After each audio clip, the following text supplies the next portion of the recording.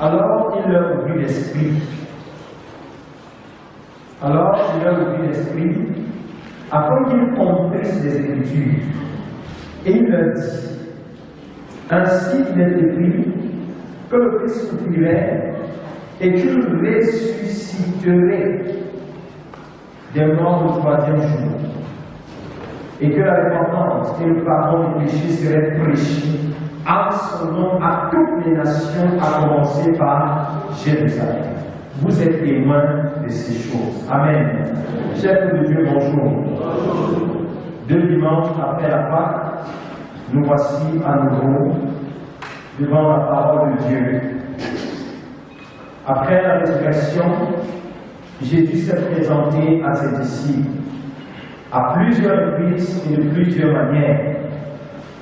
Les évidences de la victoire sur la mort étaient légion. Mais l'incrédulité des disciples n'était pas totalement évacuée. Et dimanche dernier, nous nous sommes assez attardés là-dessus. C'est pourquoi on peut observer que certains d'entre eux étaient retournés à leur occupation d'autrefois.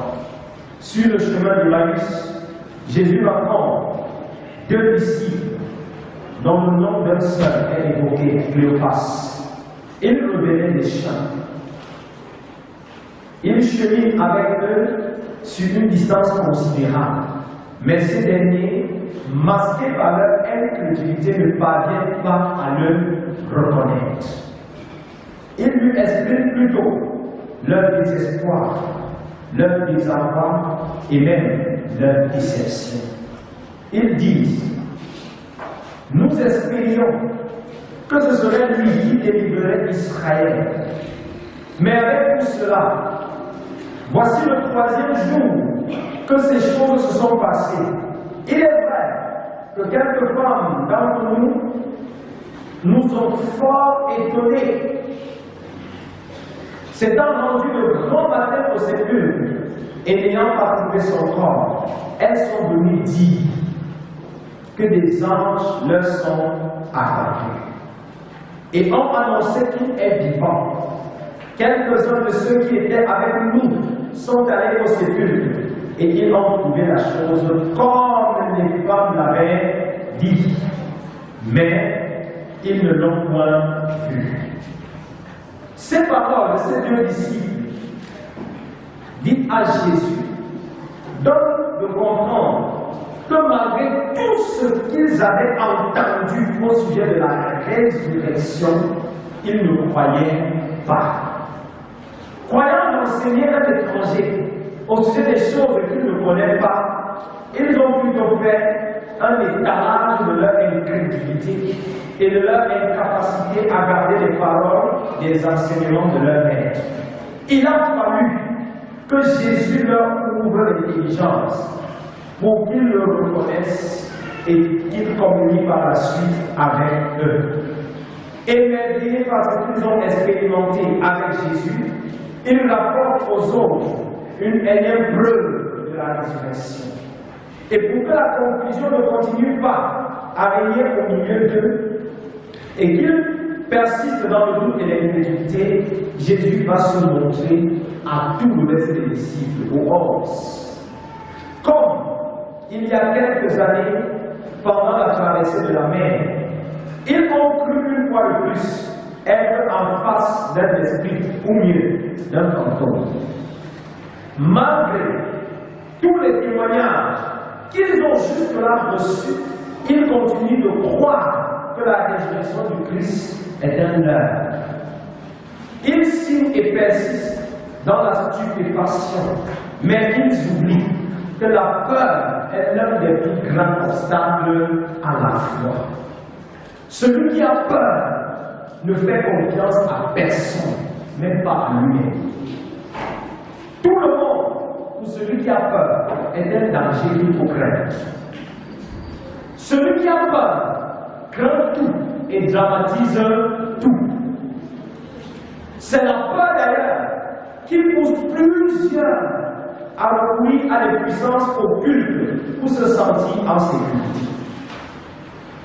Pour avoir le contrôle sur certaines personnes, le diable va créer dans leur cœur La peur.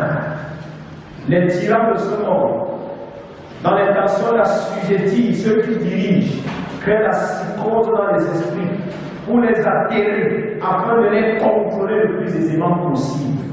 Quand quelqu'un veut te manipuler, il commence toujours par te faire peur. Et le diable est conscient de ce que la peur peut créer dans les cœurs des personnes. Le diable est conscient de ce que tous ceux qui ont peur ne peuvent pas faire de grandes choses. Tant que vous demeurez dans la peur, vous serez éternisé et incapable de faire de grandes choses. C'est cette raison. Et pour cette raison que la peur est aussi un facteur de pauvreté. Donc celui qui a peur est programmé même pour être pauvre. Je vous dirai pourquoi. Le sage dit, je le cite, le paresseux dit, il y a 1 million dehors, je serai tué dans les rues. Proverbe 22, verset 13. Tous ceux qui ont peur vous diront toujours que le dehors est dangereux. Tous ceux qui ont peur vous diront ne t'inquiète pas d'investir dans tel domaine parce qu'on va souffler sur tes affaires et ton argent va finir. Tous ceux qui ont peur n'aiment pas oser parce qu'ils sont très sages. Mais ce qu'ils oublient, c'est que ce qu'ils appellent sagesse, c'est l'expression d'une peur qui est une semence de la pauvreté. Celui qui a peur, qu'il ne pense pas que Dieu passera par lui pour accomplir de grandes choses. Parce qu'il sait que même s'il relâche son défaut dans ta vie, tu auras peur aussi. Votre foi ne sera jamais opérante tant que vous avez peur. Vous n'allez jamais parvenir à cet seuil tant que vous demeurez dans la peur. Beaucoup sont restés des nains spirituels à cause de la peur. Et le pire pour eux, c'est que même la présence de Dieu leur fait peur. Ils ont finalement peur de tout, peur du Saint-Esprit. Les disciples, effectivement, étaient dans cet esprit de peur. C'est pourquoi quand le maître se montre, au lieu de dire ah Jésus, qu'est-ce qu'ils disent? Attention, voilà le contrôle. Ceux qui ont peur ont fini par développer, non pas la crainte de Dieu, mais la peur de Dieu. La peur de Dieu n'est pas la crainte de Dieu. Même si en anglais, on remplace, en anglais, dit la crainte de Dieu, on dit plutôt quoi? The fear of God. Si pour traduire littéralement en français, ce sera quoi? La peur de Dieu. Mais en français, la crainte de Dieu n'est pas la peur de Dieu. La peur de Dieu plonge les gens dans la religion, tandis que la crainte de Dieu pousse à l'adoration. Celui qui a peur de Dieu va mettre en œuvre des artifices pour atteindre Dieu, pour éviter Dieu. Mais celui qui est dans la crainte de l'Éternel va naturellement adorer le Seigneur. Celui qui a peur de Dieu voit en lui un fantôme ou un monstre qui a toujours la verge à la main, prêt à frapper. Jésus n'est pas un fantôme. Il est notre ami fidèle et tendre, c'est ce que nous chantons.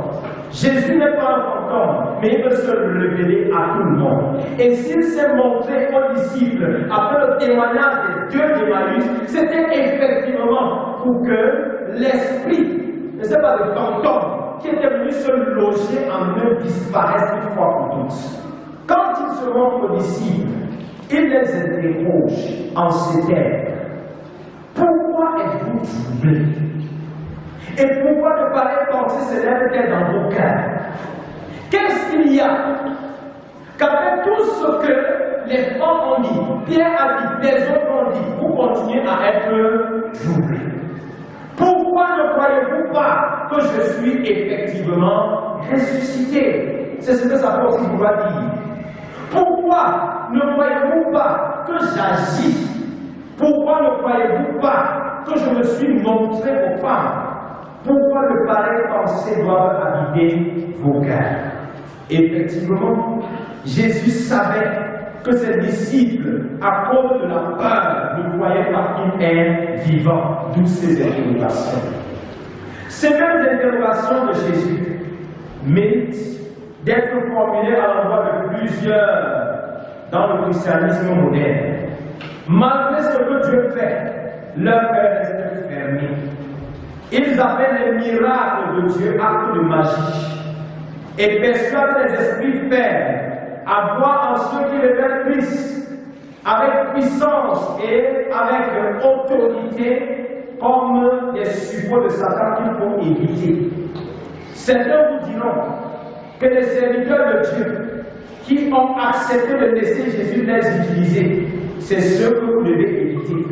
Et si vous évitez ceux par qui Jésus vous sauve, ça veut dire que ceux que vous embrassez, c'est ceux qui vous tuent. Tout comme Cléopas et son compagnon de route disaient à Jésus, les femmes nous sont fort étonnés en disant qu'il est ressuscité. D'autres disent aussi aujourd'hui. Certains nous étonnent en disant que Jésus guérit. Certains nous étonnent en disant que Jésus fait des miracles. Certains nous étonnent en disant que Jésus transforme des vies. Certains nous étonnent en disant même que Jésus remplit les gens du Saint-Esprit. Pour cette catégorie de personnes, tout ce que le Saint-Esprit fait n'est que du montage ou une simple mise en scène. Beaucoup, même certains soi-disant serviteurs de Dieu, ont fini par attribuer à l'ennemi tout ce qui se fait en Jésus et par sa puissance. Alors aussi, il faut dire pourquoi de telles pensées s'élèvent parmi nous. Pourquoi laisser le Satan s'emparer de vos cœurs pour vous faire distiller des paroles malsaines et blasphématoires? Faut-il que Jésus-Christ descende pour vous montrer aussi ses mains, son côté et ses pieds pour que vous croyez? Parce qu'on a l'impression que même parmi nous là, il y a des gens qui ont besoin de voir les cicatrices de Jésus pour croire. Scrutons davantage le texte pour nous rendre à l'évidence que même après avoir vu les stigmates de la crucifixion, les disciples sont encore restés incrédules. On peut donc se poser la question, qu'est-ce que cela faisait finalement derrière Jésus depuis 3 ans? N'était-il que le simple spectateur qui contemplait un pantin qui s'appelle Jésus? Heureusement pour nous que Jésus n'est pas un présentateur. Amen. Le texte dit, comme dans leur joie, ils ne croyaient pas encore. Ça veut dire que malgré que Jésus se soit montré, ils ne croyaient toujours pas. Et qu'ils étaient dans l'étonnement. Je ne sais pas si on comprend ce que le texte nous dit ici. Jésus se montre. En réalité, après avoir vu Jésus, il devait naturellement croire. Mais après avoir vu les cicatrices ou bien les stigmates sur les mains et les pieds de Jésus, au lieu de croire, ils étaient plutôt étonnés. Je peux les voir contempler. Frère, regarde comment le trou a percé sa main. Frère, regarde comment son côté a une cicatrice. Ainsi, même en voyant les marques des clous sur Jésus, ils sont restés dans l'aveuglement, ne comprenant rien du tout. Ils n'arrivent pas toujours à intégrer que celui qui était mort est bel et bien vivant. Au lieu de croire, ils sont plutôt étonnés par ce qu'ils voient. Tout comme eux, certains se limitent à être étonnés à la vue de ce que Jésus fait dans l'Église. Dieu veut que ce qu'il te montre ou ce qu'il te fait voir te pousse non pas à être étonné, mais à croire être délivré de la société spirituelle. Beaucoup sont restés des aveugles spirituels parce qu'ils sont étonnés par ce que Dieu fait, au lieu de croire en ce que Dieu fait. Beaucoup se réjouissent des messages qu'ils entendent sans malheureusement croire. C'est cette catégorie de personnes qui, après une prédication, vous montrent comment ils étaient émerveillés. C'était fantastique, c'était très beau. Mais la réalité, c'est qu'il est resté le même, il n'a pas pris. Ils sont émerveillés par la qualité des messages, par l'éloquence et la perspicacité du prédicateur. Mais leur cœur demeure toujours fermé. La preuve est que leur vie, après des années passées dans l'église, ne change jamais. Ils insultent au même degré qu'ils insultaient quand il a commencé. Il est violent au même degré et peut-être même encore il a même amplifié. Parce que le danger chez certains, c'est que le fait pour eux de connaître certains versets bibliques est venu renforcer leur incrédulité parce que ça leur permet de justifier leur péché. Quelqu'un nous racontait une histoire où quelqu'un a dit à une sœur, je vais t'enseigner ce que l'apôtre Paul appelait le Saint-Désir. Je n'irai pas plus loin si vous attendez qu'il dise quelque chose. Vous allez voir les personnes aujourd'hui, avec les réseaux sociaux, récupérer des messages, distribuer, partager aux personnes, dire écoute ça, il faut que tu écoutes ça. Ce n'est pas parce que le message a changé sa vie, mais c'est parce qu'il était étonné. Étonné par le contenu, étonné par ce qui est dit. Cesse d'être étonné par la parole, mais crois en elle. L'important n'est pas que ce que tu écoutes émerveille, non, mais c'est plutôt que ce que tu écoutes réveille. Ce que j'entends ne doit pas m'émerveiller, mais ça doit plutôt me réveiller et m'amener à voir en Jésus-Christ le Sauveur devant qui je vais me prosterner, le Sauveur que je suis censé servir et révéler.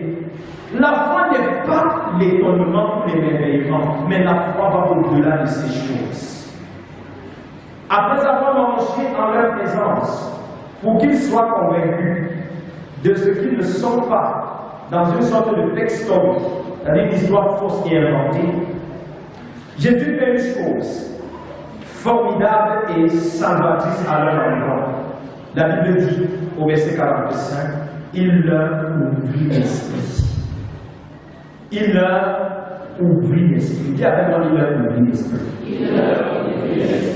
Il est donc clair que si depuis le début, les disciples sont restés incrédules et dubitatifs, c'est parce qu'ils avaient l'esprit fermé. Si les femmes ont parlé, Marie de Magdala a confirmé, les deux disciples de Marie ont certifié et qu'ils n'ont pas cru, c'est parce que leur esprit était fermé. Un esprit fermé va te disqualifier de la compréhension des choses de Dieu. Beaucoup ne comprennent rien, même quand vous avez prêché, parce que leur esprit est fermé. Et Dieu le sait, je disais que certains de ceux-là, vous les voyez dormir quand on entre déjà dans une dimension supranaturelle de la parole. Pour que tu aies accès aux vérités divines et aux mystères de Dieu, il faut d'abord que Jésus libère ton esprit. Quand vous prenez un téléphone Android, pour commencer à accéder aux fonctionnalités qui sont dans le téléphone, qu'est-ce qu'il faut? Il faut déverrouiller.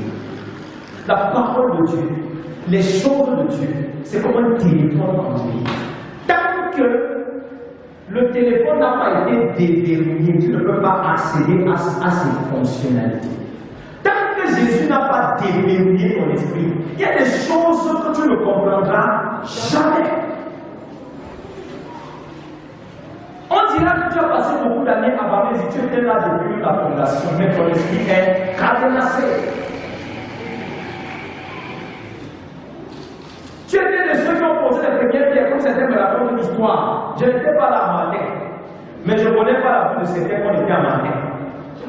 Quelqu'un me dit comment je me raconter des choses, comment c'était qui était à matin, mais je suis très qui ne vient plus à l'église.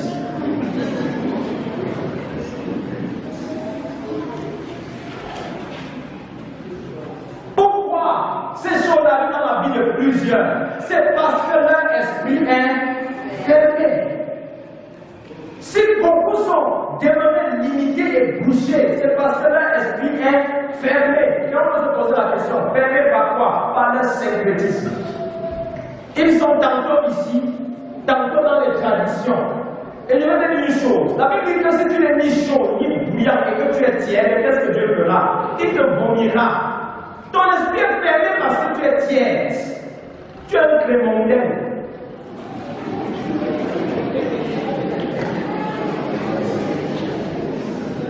Voilà. Esprit fermé. Fermé par les habitudes, tes propres habitudes, ou permet par les habitudes de la communauté à laquelle tu appartiens. Il y en a qui sont hostiles à la nouveauté. Et quand le Saint-Esprit fait quelque chose, il dit au Saint-Esprit, stop, ici, on a toujours fait comme ça.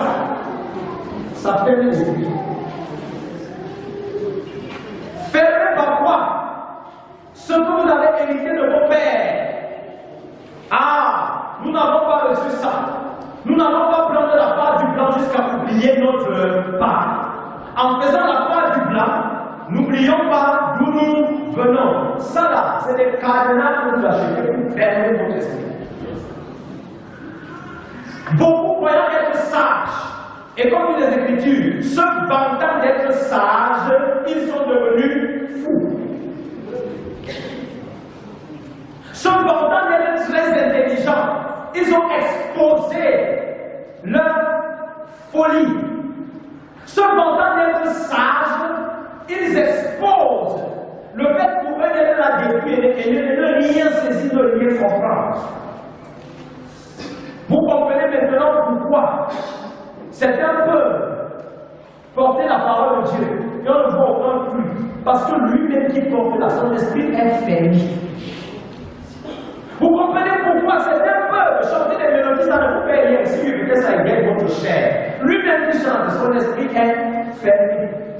Il est possible d'être pasteur avec un esprit fermé.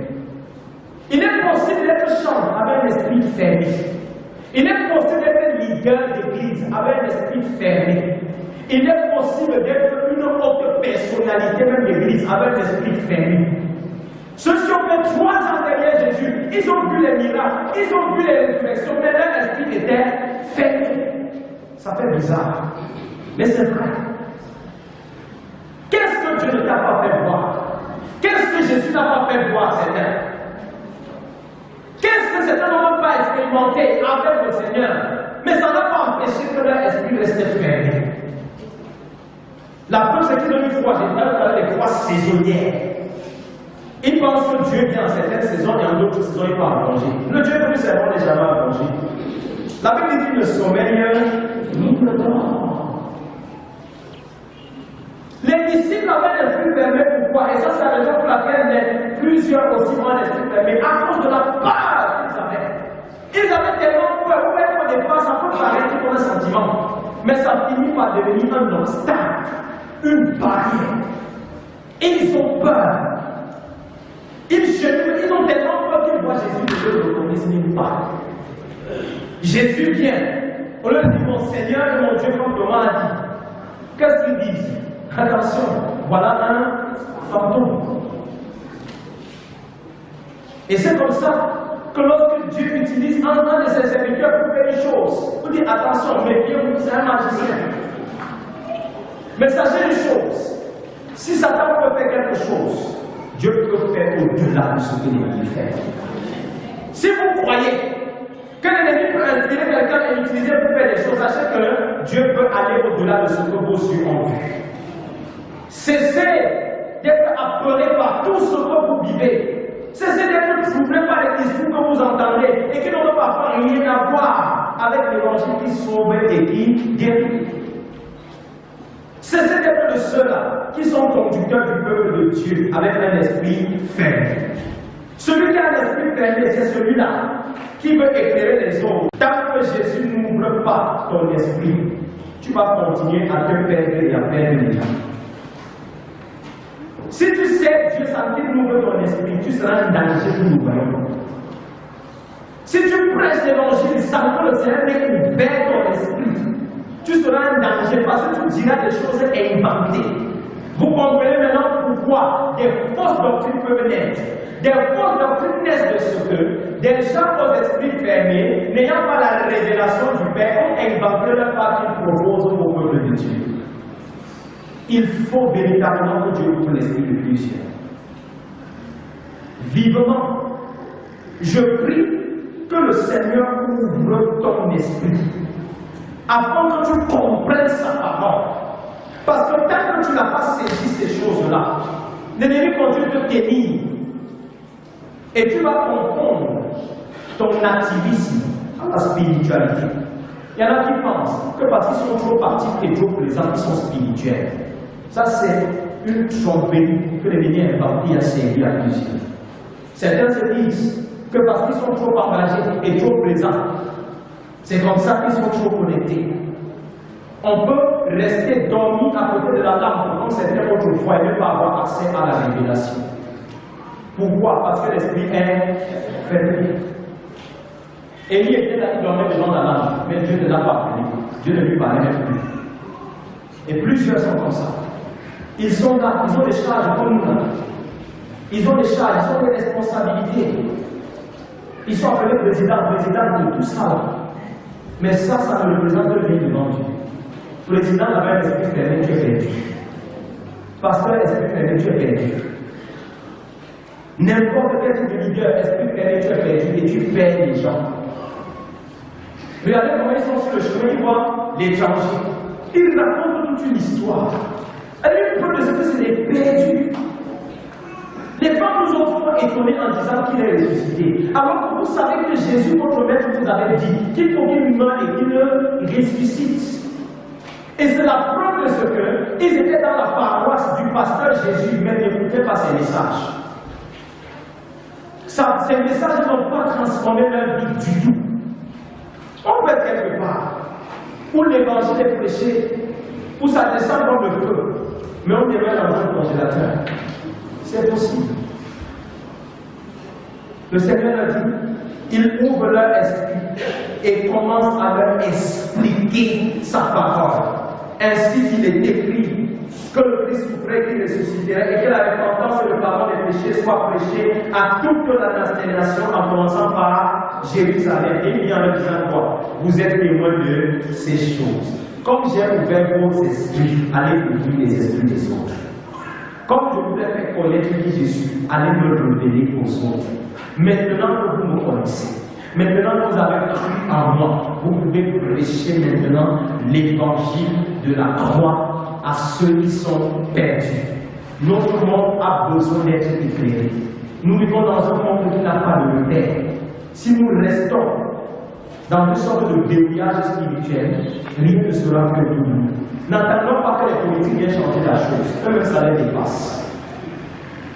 N'attendons pas que les traditionnalités viennent changer les choses, ils n'ont jamais rien fait en la vie.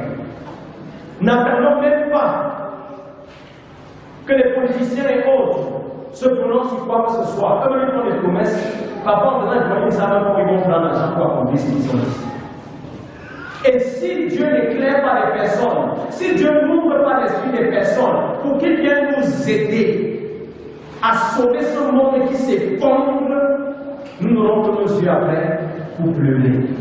Le Seigneur a ouvert l'esprit afin qu'il comprenne les Écritures. Je prie que Dieu t'ouvre l'esprit afin que toi aussi tu comprennes les Écritures. Qu'il t'ouvre l'esprit afin de t'amener dans ses profondeurs. Qu'il t'ouvre l'esprit et te donne l'équipement qu'il faut pour que tu ailles libérer tous ceux-là qui sont aveuglés comme si tu étais aveuglé.